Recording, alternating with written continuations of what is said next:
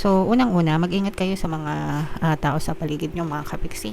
Kasi maaaring merong nagbabalat kayo, mga nagdi-disguise, guys, no? Ibig sabihin, mga hindi totoong tao, fake friends, fake people. Pagkaharap kayo, mabait. Pag nakatalikod, kung ano-anong sinasabi sa inyo, kung ano sinasabing kasiraan tungkol sa inyo, mga kapiksi. So, yan yung mga fake friends, fake people na mabait lang kapag meron silang gustong makuha sa inyo.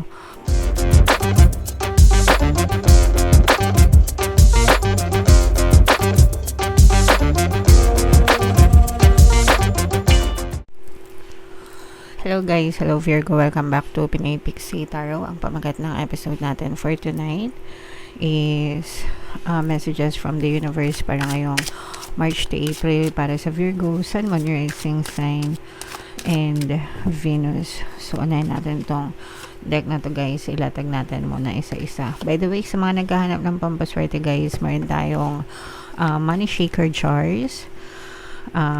Ilalagay ko, i-display ko sa screen mamaya yung WhatsApp number ko guys. Doon nyo ako i-chat kung gusto nyo mag-order. Ang dami nang sumasukses doon, mga kapiksi. So, ito yung mga mensahe sa inyo, combination ng positive and negative guys, no? So, unang-una, mag-ingat kayo sa mga tao sa paligid nyo, mga kapiksi.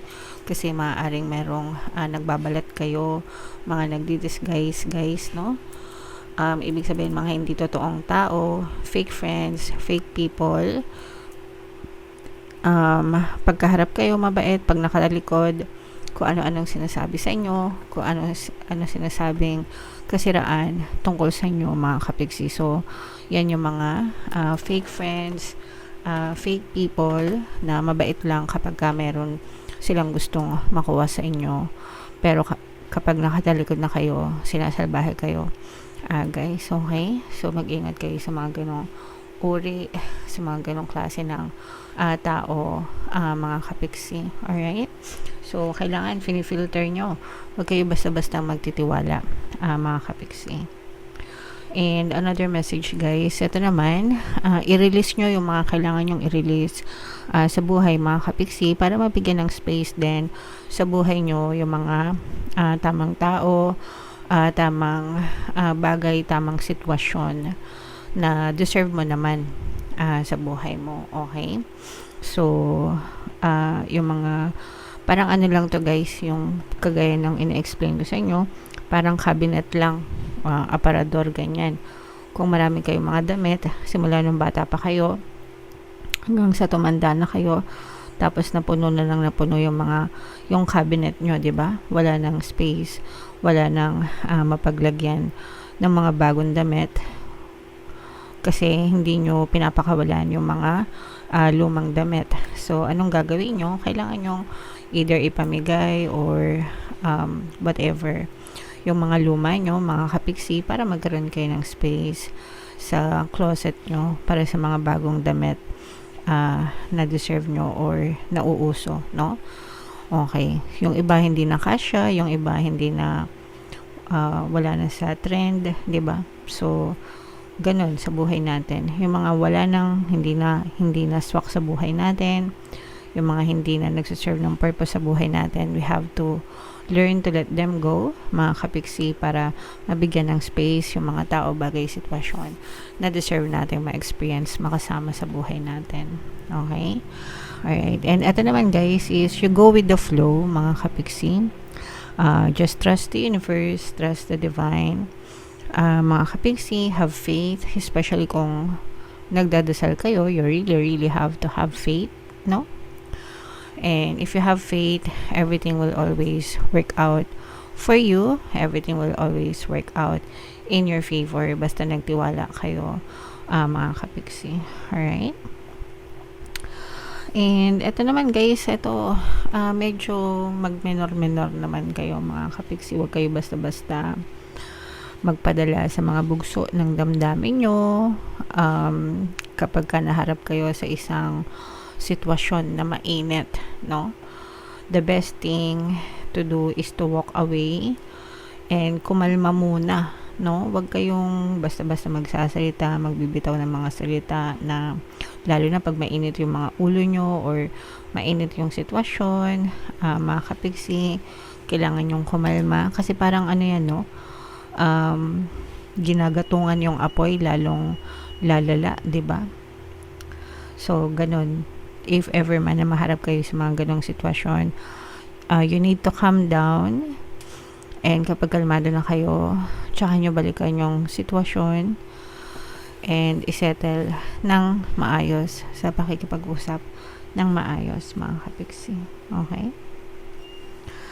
And for some of you guys, maaaring dumadaan kayo. Ito medyo maraming signs na nakakuha nitong message na to, guys. Ibig sabihin nito, parang nasa gitna kayo ng kadiliman sa buhay nyo. Although hindi naman lahat kayo, no? But for some of you, you may be experiencing dark moments in your life right now. Kadiliman, pagsubok, challenge. Pero you just have to keep going and to keep on moving forward. Nakikita nyo rin yung ilaw, yung liwanag, no? Yung sinasabi nating light at the end of the tunnel. Makikita nyo rin yun, mga kapiksi. Okay? So, basta wag kayong susuko, guys. Kung napapagod kayo, pwede naman kayo magpahinga. Pero wag na wag kayong susuko sa hamon ng buhay, mga kapigsi. Alright?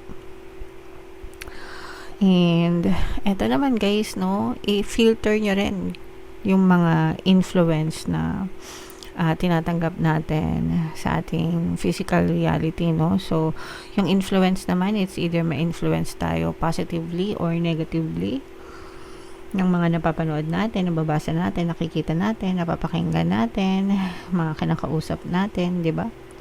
Yun lang naman yun. It's either positive kanila ma-influence or negative.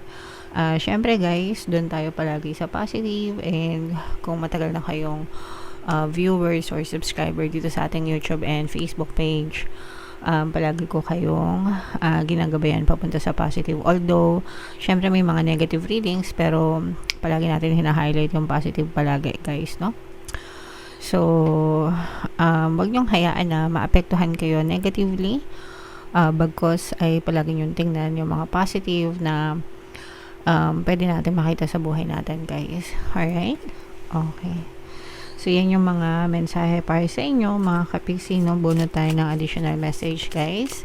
Gamit itong dalawang set na to. So, habang sinishuffle ko to, panoorin nyo muna yung video natin regarding sa ating paano mag-manifest ng abundance video course.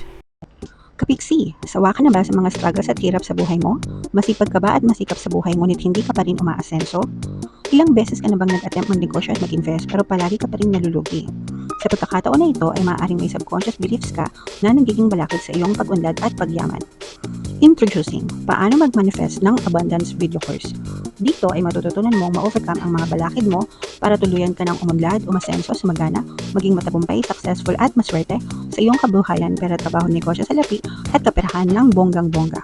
Dali, mag-send na ng email sa pinoypixie@gmail.com at simulan na ang iyong pagyaman ngayon. Alright, so sa lahat ng gusto mag-avail ng course, guys, meron tayong paano mag-manifest ng abundance video course, paano mawala ang third party at magkaroon ng harmonious na relationship, paano pabalikin si ex or vice breakup. Sa mga interesado, guys, mag-send lang kayo ng email sa pinoypixie@gmail.com. And sa mga naghahanap ng pampaswerte, guys, again, ito yung money shaker choice natin, ito yung WhatsApp number natin, i-chat ko lang ako dyan. May mga bracelets din, mga kapiksi. So, ito yung ating additional message, guys. Ito para sa love, ito naman sa life message. Risk it, mga kapiksi. Huwag tayong matakot na sumugal, makipagsapalaran. Hindi yung sugal na gambling, no? Sugal means pakikipagsapalaran, taking risks, taking action. Based dun sa mga desires mo, based dun sa mga gusto mong ma-achieve sa buhay mo, okay? So, yun yung gusto nating, if meron tayong gusto ma-achieve, kailangan meron tayong ipagsapalaran, mga kapiksi. Great things are born, close up natin, guys, mga hindi nyo mabasa. Great things are born from those brave enough to fly, those who are willing to risk failure. Your dreams require action and you're ready to make a move. Remember, you have nothing to lose. Even if you flop, you'll receive valuable insight. So, get off your butt and take a leap, go for it. So, kapag hindi natin sinubukan, guys, hindi natin malalaman yung resulta kung magtatagumpay ba kayo or kung mag-fail kayo. It's better to fail, at least you tried, no? Mas mabuti na yung mag-fail kayo, at least sumubok kayo, kasi hindi nga kayo nag-fail, di nyo naman tinry, di ba? At least kung nag-try kayo and nag-fail kayo, you can learn lessons from those failure. And next time, pwede mo siyang i-improve, pwede mo siyang gawin ulit, and pwede mo nang maiwasan yung mga bagay na kung bakit ka nag-fail, di ba? So, magsiserve as lesson kasi yon. And then, when you come back, kapag ginawa mo ulit, mas alam mo na yung mga dapat gawin, mas nalilas na yung risks na mag-fail ka, and mas malaki yung chance na magtagumpay ka. But at least you've tried, okay? So, wag kayong matakot, guys, no, na sumubok ng mga bagong bagay dito sa ating buhay, no? Nung bago-bago pa lang ako nag-tarot reading dito sa YouTube, guys. Sobrang konti pa lang ng tarot channel. So, sa palaran lang, bahala na kako kung merong manood or wala. Pero, fast forward, 7 years, eto, di ba? Meron at meron pa rin mga nanonood. So, maraming salamat sa inyong lahat, guys. Shinare ko lang. Pero, lahat tayo dadaan sa ganung stage, mga kapiksi. Huwag kayong matakot, no? Dati takot na takot ako sa mga bashers. Takot na takot ako makabasa ng mga negative na comments, guys. Syempre, wala naman nagsisimula na magaling agad, di ba?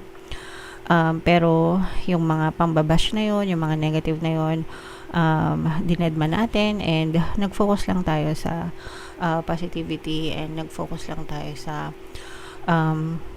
intentions natin. Kaya, you are reaping, no, the rewards.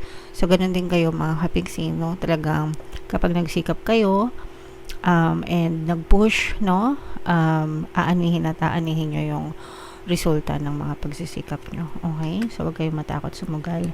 Makipagsapalaran, guys. And another message naman sa love, this could be the one, no? So, kung meron na kayong partner o specific person, mga kapiksi, maaring sila na yung partner nyo pang forever, pang habang buhay, guys. And kung single naman kayo, maaring dumating or ipakilala sa iyo ni universe yung tamang tao para sa inyo, mga kapiksi. Okay? Alright. So, yeah. Comment down below. I-main nyo na yung the one na yan sa comment section. And comment down below if naka-resonate kayo sa mga messages for you, guys. Ito yung, for more tarot readings, guys, ito yung playlist nyo. Ito naman yung ating success stories ng paano mag-manifest ng abundance video course. Panoorin nyo tong video natin, guys, about money shaker jars. Thank you for liking, sharing, and subscribing.